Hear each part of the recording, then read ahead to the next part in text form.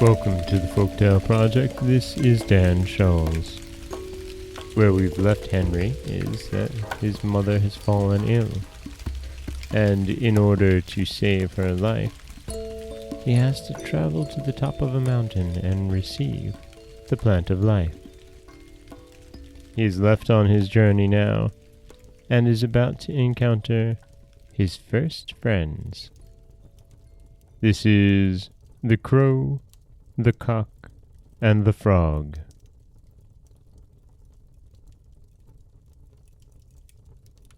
Little Henry marched resolutely to the mountain, which he found much more distant than it had appeared to him.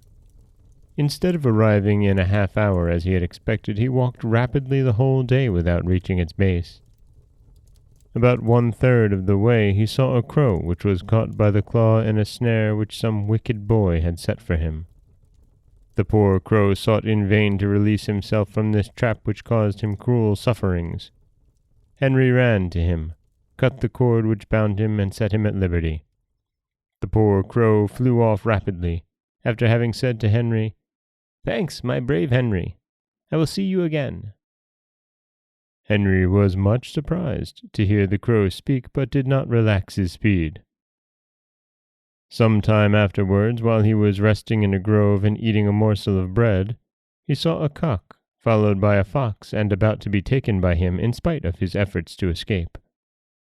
The poor frightened cock passed very near to Henry, who seized it adroitly and hid it under his coat, without the fox having seen him. The fox continued his pursuit, supposing that the cock was before him. Henry did not move till he was entirely out of sight. He then released the cock, who said to him in a low voice, "Many thanks, my brave Henry. I will see you again." Henry was now rested. He rose and continued his journey. When he advanced a considerable distance, he saw a poor frog about to be devoured by a serpent. The frog trembled and, paralyzed by fear, could not move. The serpent advanced rapidly, its horrid mouth open. Henry seized a large stone and threw it so adroitly that it entered the serpent's throat the moment it was about to devour the frog. The frightened frog leaped to a distance and cried out, "Many thanks, brave Henry. We will meet again." Henry, who had before heard the crow and the cock speak, was not now astonished at these words of the frog, and continued to walk on rapidly. A short time after, he arrived at the foot of the mountain, but he was greatly distressed to see that a large and deep river ran at its foot, so wide that the other side could scarcely be seen. Greatly at a loss, he paused to reflect. "Perhaps," he said hopefully, "I may find a bridge, or ford, or a boat." Henry followed the course of the river, which flowed entirely around the mountain, but everywhere it was equally wide and deep, and he saw neither bridge nor boat. Poor Henry seated himself on the bank of the river, weeping bitterly.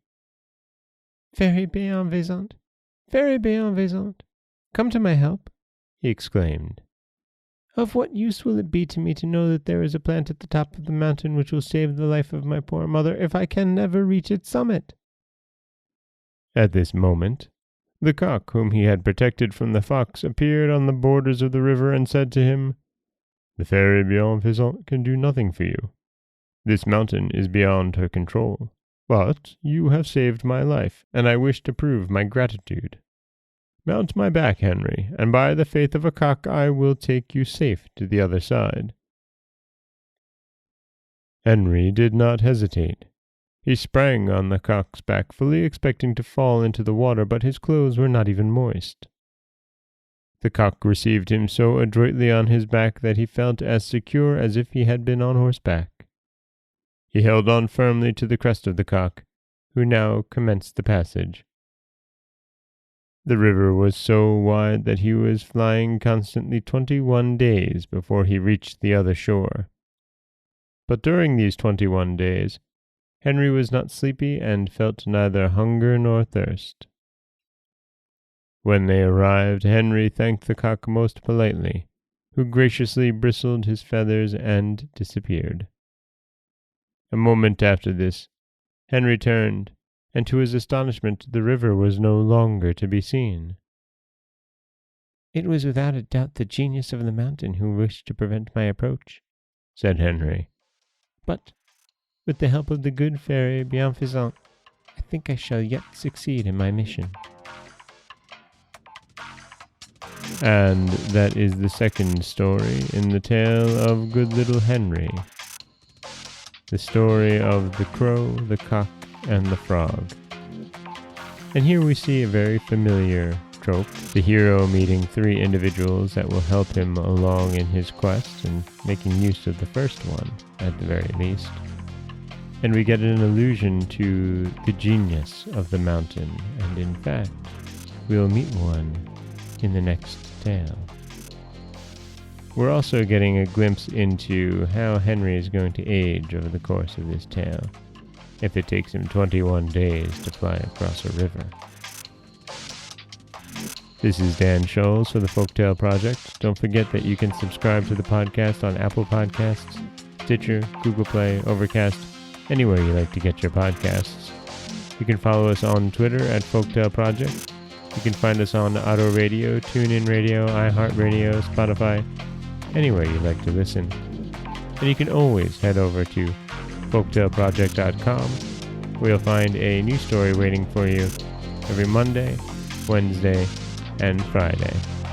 Don't forget that you can also help support the podcast by heading over to patreon.com/folktaleproject, where for as little as $1 a month, you'll get early access to every story told, the full text of every story told, and a little something from me. As always, thank you so much for listening.